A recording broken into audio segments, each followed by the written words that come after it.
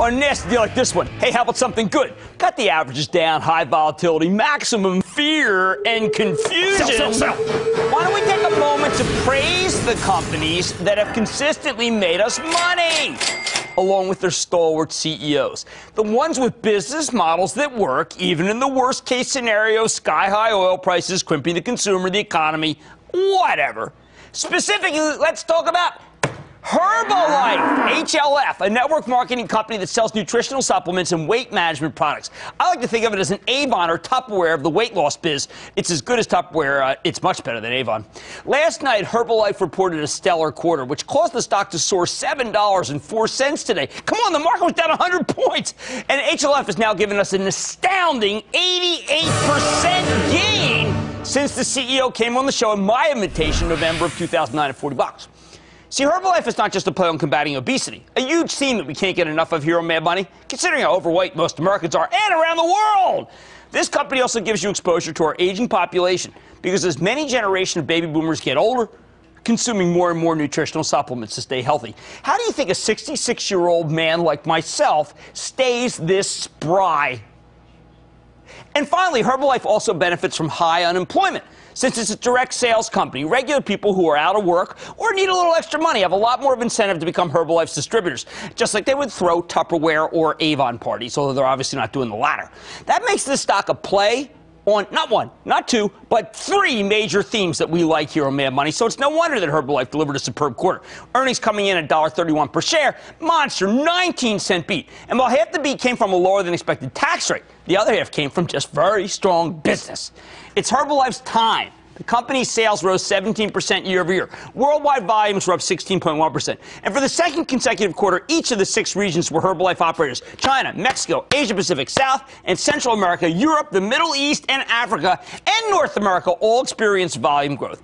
Herbalife also issued upside guidance for the next quarter, and the board approved a 2-for-1 split, something that we know has zero effect on the numbers, but can also help stoke the animal spirits of the market and make people more eager to buy. Herbalife's made you a ton of money. Okay? Especially because we proudly got behind the CEO at a time when short sellers were making up a lot of bad stuff about the company that we correctly chose to ignore. So let's talk to Michael Johnson, Herbalife's very bankable chairman and CEO, find out more about the quarter and what remains ahead for this terrific company. Mr. Johnson, welcome back to Mad Money. Hi, Jim. How are you? Well, I'm pretty darn good. You know why? Because you have made so many people money, and that makes me happy, Michael. Well, thank you, Jim. All right, first big question. What the heck are you doing public? If I were you, I would take the company private, demand 33% of the equity, and bring it public 6 years from now when people recognize your greatness. What do you think of my plan? Well, I think it's an interesting plan, Jim. If someone comes knocking on the door like you, we'll talk to you. Well, I'd have to own a Major League Soccer team or something to do that. All right, what's happening? First of all, we got to do some region by region, because as great as the United States was, will you tell me what is happening in Mexico? Because most people don't recognize Mexico as an unbelievable market. You and to some degree Home Depot, by the way, but you're the only guy I've ever seen taking over a country by storm. What the heck is happening there? Well, in Mexico, this is the birth of our nutrition clubs. It's a place where it all started, the daily consumption model.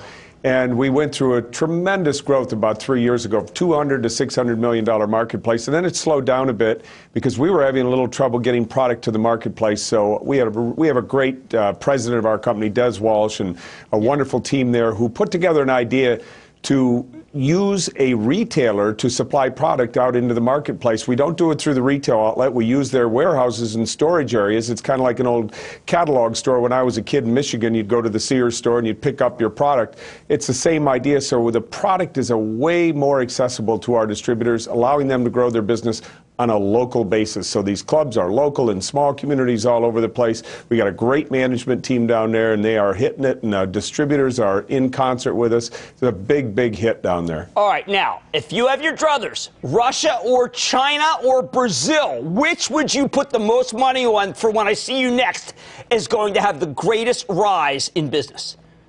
Oh, boy.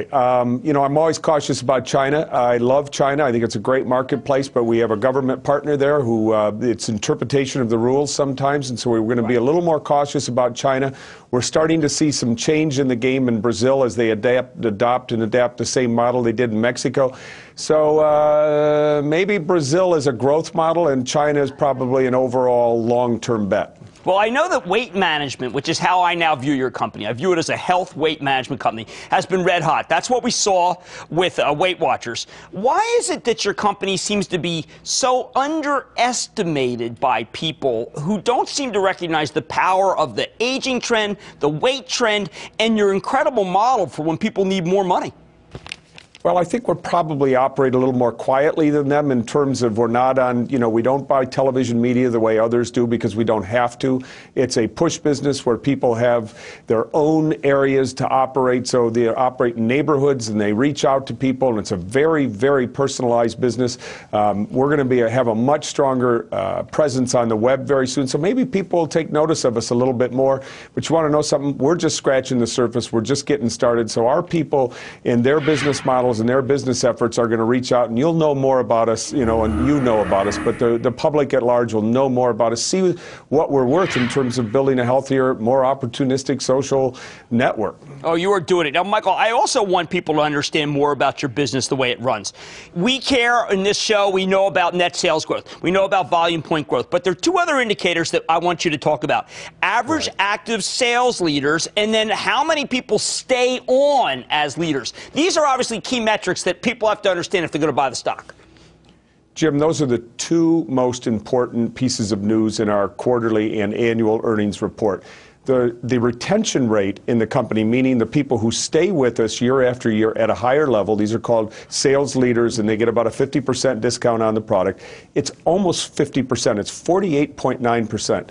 A decade ago, when we came into the company, it was 23%. Right. Now, a few changes took place in the way people were allowed to requalify, but the most important thing, and that's the second part of this, is that these people are active. They're continuing on a monthly basis to order and reorder because they're building daily consumption into their business. This is a huge factor for us. That means if you come to Herbalife and become a sales leader in the company, you have a 50% chance, 49% chance to be exact, to stay with us. Now, when you think about businesses that start up, small restaurants, shoe repair places, you've got a 10% chance of survival. Now in Herbalife, it's 50%. We are blown away by this number. We're excited about it. But again, we're just scratching the surface. All right, one last question, because I know you got to go. How many jobs have you created? Oh, God. In our company, millions. How many? Millions. Millions. Millions.